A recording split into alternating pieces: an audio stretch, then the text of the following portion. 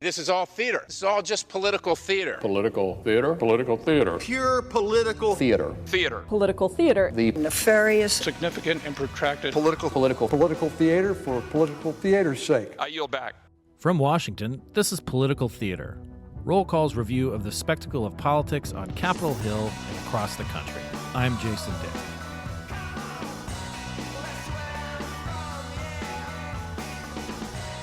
It's just under 6 months before the November elections, which means it's time for another update of Roll Call's Most Vulnerable Incumbents list. We do this periodically to show what's going on in the races that we're paying the most attention to, particularly in the House and Senate. And with me on Political Theater today to talk about this, the most vulnerable lists in the Senate and House, is Daniela Altimari and Mary Ellen McIntire from the politics team. Welcome to both of you. Welcome back. Thank you. Hello.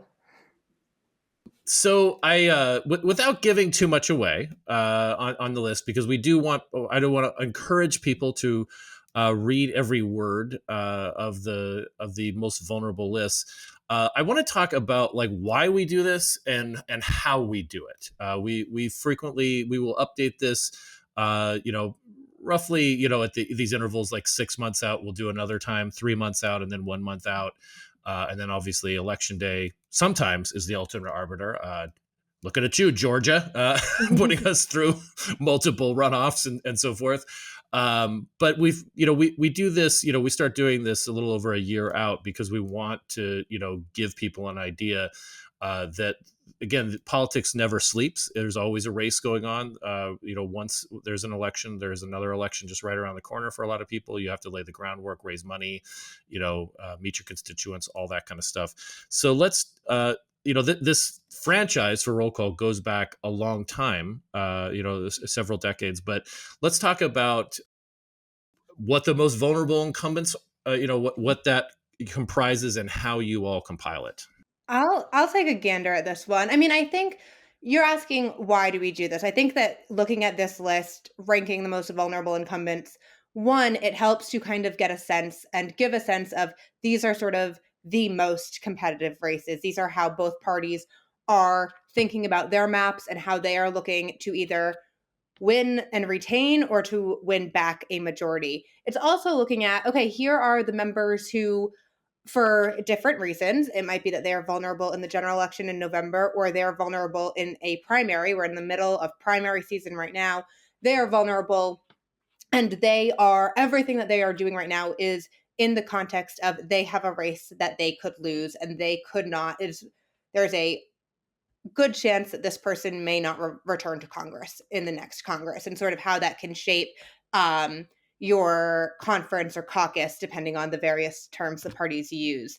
So we have folks on our Senate list right now who are all facing vulnerable races in the fall. There haven't been a ton of super competitive primaries amongst incumbents. We have a lot of Democrats who have held their seats for a while in the Senate, and they've mostly avoided primaries this year. In the House, we have a mix of folks who are vulnerable in the fall and a couple of Democrats who are in tough primary battles this spring and summer. And, if they can clear those battles, they will be returning. But according to financial disclosures of showing their fundraising and polls that we've seen, they are certainly vulnerable in these initial primary races. And Daniela, just to reiterate Mel's point there, I mean, the reason that we don't have Joe Manchin on this list, for instance, is that he's retiring, and so he will not be an incumbent on the ballot, even though that West Virginia seat was the most likely to flip for a while before Manchin announced his retirement. We had him on the most vulnerable list. Now that he's off, I mean, that sort of slips away. So it is an interesting tack that we take where we're focusing so much on what our audience is primarily, which is Congress and these incumbents. Yeah, I mean, there's a couple things there that, sometimes in the process of, all the advanced work to come up with this list, we're talking to lots of different folks who are very plugged in with the parties, and they obviously view things through a partisan lens, and they tend to see things sort of very binary. Like they're focused on districts that are going to flip, and we are focused on the actual members, whether they will survive or not. So we're looking at somebody like the New Jersey senator who has some issues, and that seat is very unlikely to flip in blue New Jersey, but yet the member himself is vulnerable for a variety of personal reasons. And then, we're also sort of looking at a landscape that's always changing. I mean, and I think that was one of our struggles this time around. Last year when we started compiling the list for this election cycle, we had plenty of folks to fill these slots. But, as you mentioned, people have dropped out, have taken themselves out of consideration, perhaps as a reflection of how politically vulnerable they really are, which created some openings. And ultimately, events can change things. So. Yeah, I want to just hold up the most recent print roll call where we had that Senate most vulnerable list, and we've got the two most vulnerable Senate incumbents, and that's John Tester with his face in his palm, and Bob Menendez, the senior senator from New Jersey, which you alluded to, Daniela. He has been indicted. He faces a criminal trial on corruption charges. He is not running in the Democratic primary. He in a best case scenario for him, he is not convicted and runs as an independent. But we don't even know if the trial will wrap by the time that he needs or what the results of the trial will be. And then Tester for entirely different reasons. I mean, Tester raises a lot of money, but he's got a good sort of a halfway decent opponent for one, and then also he's running in a state that Donald Trump won by 20 points. So they're completely different reasons that they're vulnerable, but they're vulnerable nonetheless. Yeah, I think I would just say if you look back a year ago to when we did the year and a half out mark, Menendez wasn't on the list, and our top two were Manchin and Senator Sinema from Arizona, who have both announced their retirement. So it's interesting to look back over a cycle and sort of see how things change as well. And we've typically done 10 most vulnerable. 10 seems to be a nice number that everybody just, David Letterman had his top 10 list, right? It's just a number that people feel comfortable with. But this time around, there are only 8 vulnerable senators, and it was a struggle even to get to 8 at times, even though there were some people who were lobbying to place people on the list to fill it out, just for convenience sake, of course, and trying to be helpful. People who are really not in a vulnerable incumbent. Let's talk a little bit about why that list has shrunk so much. You've hinted at it a little bit, which is that some people have just dropped out or they're retiring. But also it seems like the states are more like the battlefield is just set at this point. Yeah, of course, this list looking at incumbents, it does not include open seats, which in the Senate side, there are several seats. I mean, I think the parties are really looking at West Virginia. Daniela, you alluded to this as kind of a given for Republicans at this point. Joe Manchin was really considered the last Democrat who would have been able to win statewide there. There are also open races in Arizona, where Senator Sinema is not seeking reelection, in Michigan, where Debbie Stabenow is retiring, and I think most surprisingly, for the first time since we did this list last year, Maryland, where Larry Hogan got into the race, and David Trone and Angela Also Brooks are locked in a pretty tense primary right now that'll take place next week. So this isn't looking at all of that, but there are also states where the candidates might have good recruits. Senator Steve Daines, the chair of the NRSC, has pointed to New Mexico, where Nella Dominici, the daughter of a former senator, is running. I think we could have considered putting a state like New Mexico on the list. She's a good candidate. She's shown strong fundraising in her initial quarter. I think before we add a seat that, is ranked solid Democratic by prognosticators, we'd want to see a little bit more from her to show that she's really going to make this a exceptionally tough race for Martin Heinrich before we add her to the list. But we'll do this again in 3 months and we'll see sort of how her summer of campaigning goes. I think that's such an important point. I mean, it really is a snapshot in time, and candidates come and go. World events or political events change. We don't know what role the presidential race will play in some of these Senate battlegrounds, so that could certainly shape things. There's a war going on. I mean, there's a lot of things that could certainly change the dynamics for any of these senators in the next few months. We just don't know. I think about your home state, Daniela, of Connecticut, and back in 2006, it was 2006 or 2008 when Joe Lieberman lost the Democratic primary to Ned Lamont, and he decided to run as an independent. This was driving Democrats crazy because they really didn't want to jeopardize the seat. Lamont, who's now the governor, and sort of a solid part of the political establishment, was just another rich guy outsider at that point. But he was like riding the wave of sort of anti-war wave. Lieberman was seen as somebody who was supportive of the Iraq War, and it cost him the Democratic primary, and then he won. I wouldn't say easily, but it's an example of how quickly things change. Lieberman decided not to run for re-election. He decided that was his last time around. And now Ned Lamont is like sort of the establishment in Connecticut. I mean, is that just kind of weird to think of that, like sort of dynamic playing out? Very weird. And, it just shows how, politics is, that was obviously over the course of, almost 2 decades now. But I mean, things happen very quickly. And, races that, as you mentioned, Larry Hogan's entrance into this race in Maryland has obviously shifted things. Nobody would have had Maryland as any type of a battleground after the primary until he entered it. Popular governor totally changes the calculus there. So that's one of the reasons why we do this frequently, so that we can sort of capture what's happening at any given moment.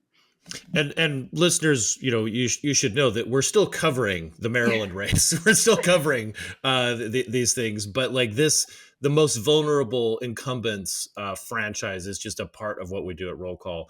And we're covering Maryland not just because we can just drive kind of easily to Annapolis or Baltimore or Prince George's County or Bethesda to cover campaign events, but because it will be instrumental, particularly if Hogan can make some inroads in control of the Senate. And again, I'm fascinated by this race. Again, I'm stepping outside of the most vulnerable like franchise thing, but like what this is about power dynamics in Maryland, where the center of gravity has shifted away from Baltimore. I think people are freaking out up there. Yeah. You've seen like Trone has loaned himself more than $50 million, and you can see all of them on television and on yard signs and so forth. And so we're covering that, listeners. Don't worry, there will be another podcast. But this is just about incumbents and the most vulnerable ones that we have. So again, I want to encourage people to go to rollcall.com to read the stories for the Senate most vulnerable and House most vulnerable. But I also want to hint at a few of the folks who are on the list we've talked about Tester, we've talked about Menendez in the Senate. Let's talk about the House a little bit. And also I want to get to my like sort of fun twist on this is how do you get on the list? If say you wanted to become a vulnerable incumbent or you wanted to sort of avoid it, here are some surefire ways of getting on the Roll Call most vulnerable incumbent list. One, I would say, one top one, I don't know if it's the most top one, and I'm curious your thoughts, Mel and Daniela, is be the victim of an aggressive redistricting commission. That is some people retire. Wiley Nickel is retiring, but like some people are toughing it out. Yeah, that's one of the top ways in my years of doing this. I have seen people land at the top of the list is running in a district that is redrawn to be unfavorable to you or your party. And that is actually why we have a new person in the number one spot. Previously, our number one person on this list, the last time we did it was George Santos, who is no longer in Congress. So that spot was opened up. And in New York, the legislature actually adopted new congressional lines earlier this year, and Brendan Williams in the 22nd district, his district now is much more favorable to Democrats. It's a tilt Democratic district, according to our friends at Inside Elections. And, the folks that we talked to just on the dynamics of this district alone, he was always going to be in a tough race. He'd been on previous versions of this list, but this redrawn district has really made it look like a tough race for him. So he's taking over the number one spot this time. And that wasn't even a super aggressive redistricting, not like in North Carolina or whatever. I mean, it did shift things, it shifted things in Democrats' general direction, but it wasn't this like, Thor's hammer like we saw come down in places like North Carolina. Yeah, I mean, in North Carolina, we had the last time we did this, our number 2 and 3 spots were members who, after this list came out, decided not to seek re-election because they just didn't see a path to victory in their redrawn districts. And Don Davis, a freshman Democrat from North Carolina's 1st district, is joining the list this time.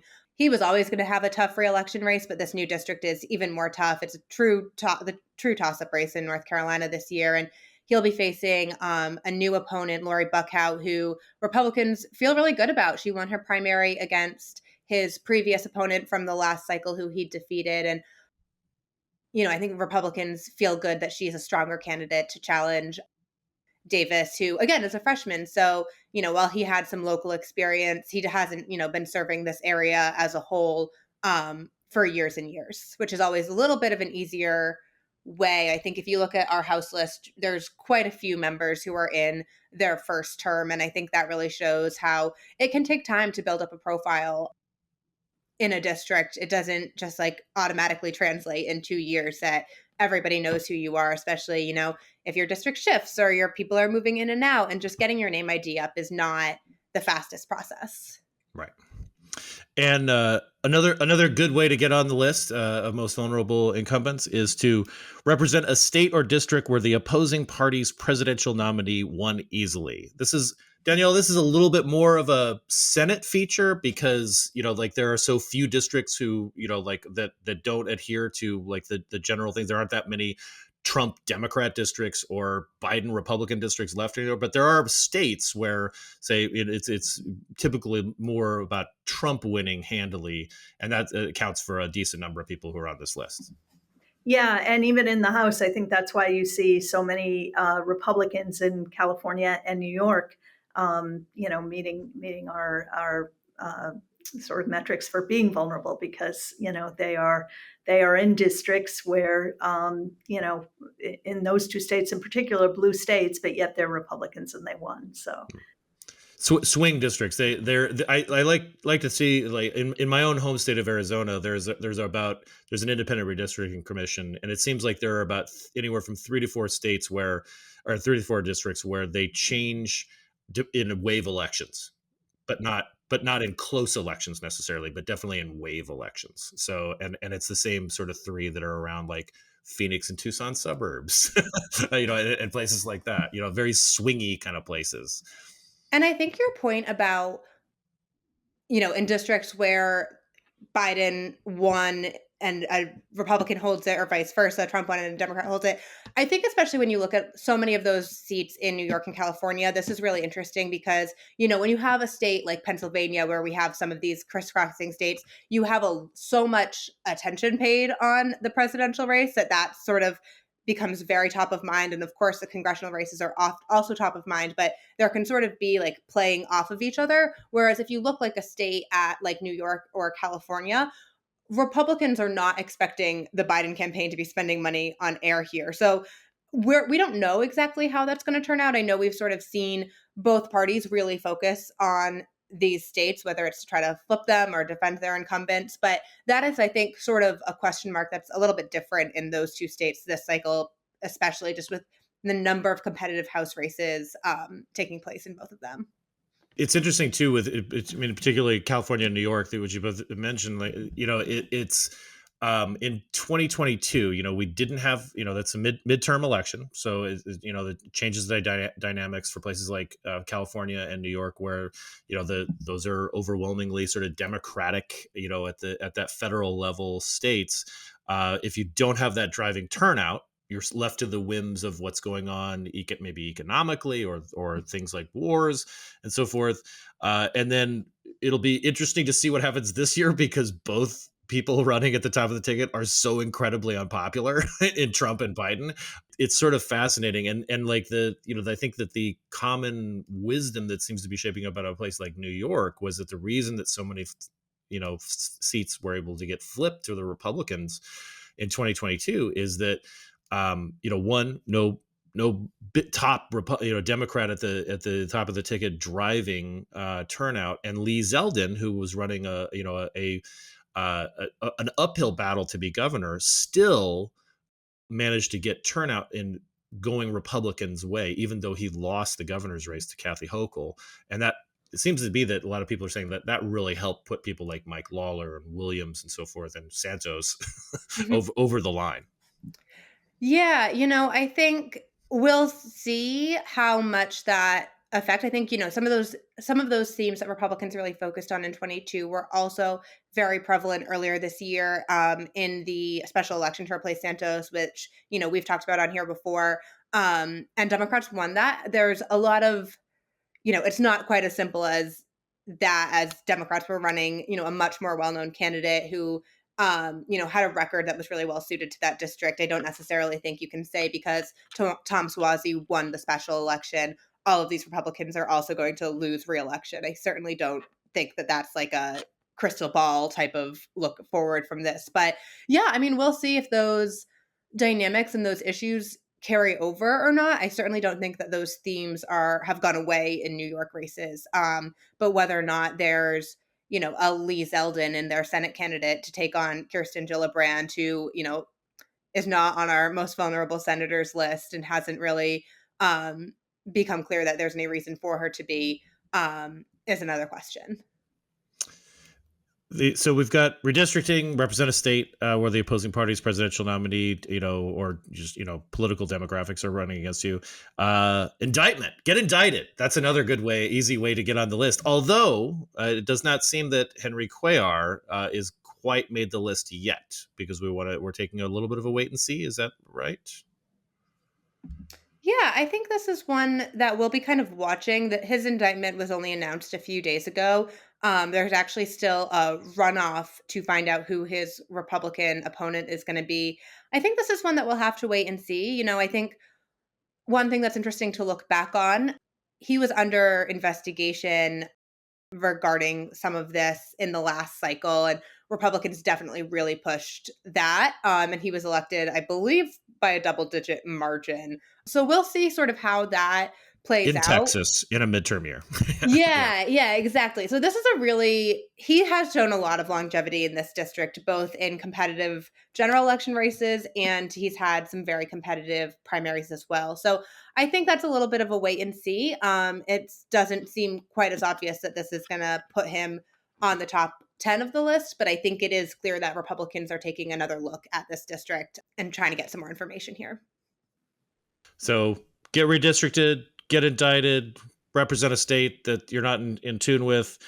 Let's talk money. Daniela, run against a rich person. Yeah, exactly.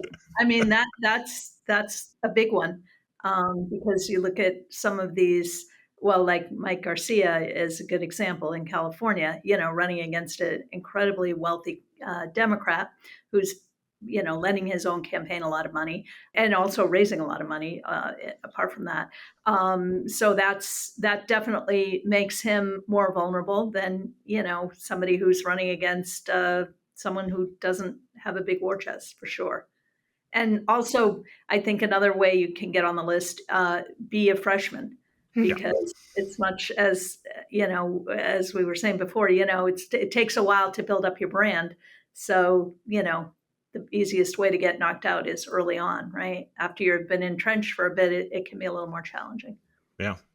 The running against a rich person or not having that kind of profile, I think is big. I mean, this also works against some of the wealthy challengers too, is that they may be rich. And I think that Steve Daines has done a really good job of recruiting rich guys to run, but they may not have the kind of profile that somebody like John Tester has, or Tammy Baldwin has, or Sherrod Brown has. And so they're sometimes while they can cut themselves checks, they may not have as much recognition. so they're almost in the same kind of positions as a freshman, like as you mentioned, Daniela. Yeah, I mean, I think some of them have issues of where their residency is, whether they're authentically from their state, or just even questions about their biography or their, the sort of authenticity of their image. I think has left some of those wealthy Republicans struggling a bit at this point. We also look at the flip side, which is don't raise money or don't be rich yourself. But that it's funny, like that doesn't seem to be that much of a case, at least with the Senate. It seems like the Senate running for Senate is puts you in this position where you have a access to a donor base. Not so much the case with the House, depending on where you're from in the country. But we look at those fundraising numbers, and conveniently, the second quarter wrapped in March 31st, so we actually had time to gather and look at that. Yeah, and I mean, if you look at even the top three, well, throw out New Jersey, but Senator Tester and Senator Brown have raised enormous amounts of money. So presidential numbers, practically, yeah, in a different time. Yeah, huge amounts of money. So yet they are still, most vulnerable. So among the most vulnerable. So they're gonna be probably needing every penny of that. And the last way, I mean, I guess there's a few ways to get at this. But the last is a little bit of an intangible, I guess, but it's sort of the flip side of being a freshman in terms of being vulnerable, which is stay too long, get out of touch, or just be somebody that people don't like or actively hate. Just be actively hated. I mean,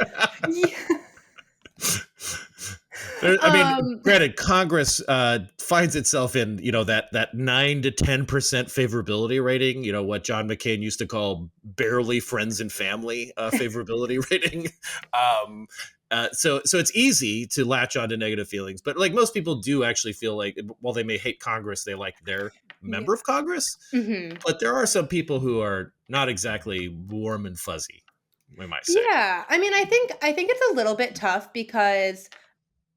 And I think we've probably talked about this on here before. I know it's something we've written about a lot, but through redistricting in the last several cycles, the number of competitive House seats has really, really shrunk. I mean, I think this cycle we're looking at really around maybe 30 that are truly going to be like the most competitive. That includes seats that we have here, seats that we really considered and we're right on the bubble for this top 10 list, some open seats. I do find that you have folks staying in for the most part, who are staying for those really long periods of time tend to be able to because they're in redistricted seats. We haven't necessarily had anyone this cycle who's been a very long time congressman who's facing a primary challenge that is looking really serious, like it's going to oust them. Not that they're not facing challenges, but you look at somebody like Steve Womack from Arkansas, who's been here for a while, and he pretty easily dispelled his primary challenge earlier this year. But I do think you have some folks who are either on this list or are sort of right on the edge, who have been around for a while, and they haven't necessarily overstayed their welcome, but they have sort of been able to carve out sort of the opposite, I guess, of what you're saying, a niche of being well-liked in their district. I'm thinking Matt Cartwright and Marcy Kaptur, both Democrats in Trump districts, and Marcy Kaptur is, the longest serving woman in the House. So she's certainly someone who's been around for a while, and Democrats are really counting on the fact that people have gotten to know her. She has a strong profile, while Republicans are saying exactly what you've said. You've kind of stayed too long. You're out of touch with the district. And we'll really have to wait and see. Congresswoman Kaptur was previously on this list. This time she kind of is just on the bubble and not quite in the top 10.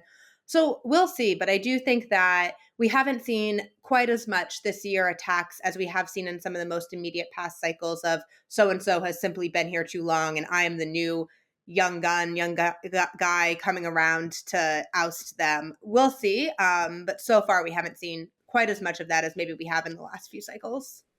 I think on the Senate side, it remains a sort of a potent line of attack. I mean, I think, that's certainly how Republicans are going to be going after Tester. You say you're this, farmer from Montana, but really you're, the top recipient of lobbying money and you're, a creature of Washington, which, would seem to be a pretty potent argument in a place like Montana. I mean, going back to Connecticut, I remember Chris Dodd's undoing was, first of all, moving to Iowa to run for president, and Moving his kids to school in Iowa too. enrolling his kids in school there, and also just being this creature of Washington who couldn't really find his way around the state anymore and sort of had lost touch. And I think that is it remains for both parties a really sort of strong line of attack. And I think you'll definitely see that in Montana this cycle. The Republicans are already talking about how they're going to be painting Tester as somebody who's just lost touch with the state.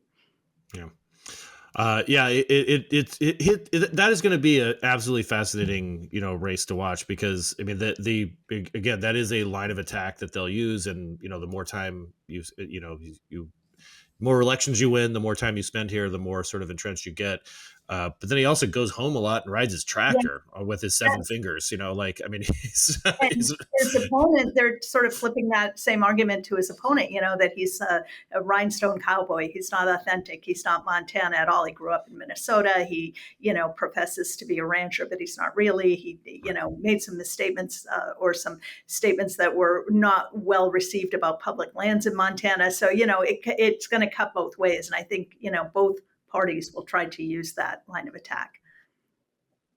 Well, Mel, Daniela, thank you for talking about this project. I know it is an immense amount of work. I think one day I came in and Mel, you were on back to back like phone calls, and same with you, Daniela. You just both had these like sort of glassy eyed looks. You're like, where am I? What am I doing here? So thank you very much for your hard work. I mean, I think that this is a very valuable part of an editorial mission to talk about incumbents, and specifically this way. And I would encourage all of our listeners to go to rollcall.com and look up on our campaign dropdown. You will find this and other stories, as well as other stories that we're following, our casualty list, all that kind of stuff. And also sign up for the At the Races newsletter, which Daniela and Mel and Niels Lesniewski and Herb Jackson and John Bennett all spend a lot of time on doing. It's a very good read. It has a lot more detail than we could ever get into, even in a Joe Rogan-like podcast length. So please subscribe to that, go to that, and subscribe to this podcast and its newsletter. In the meantime, we'll see you next time.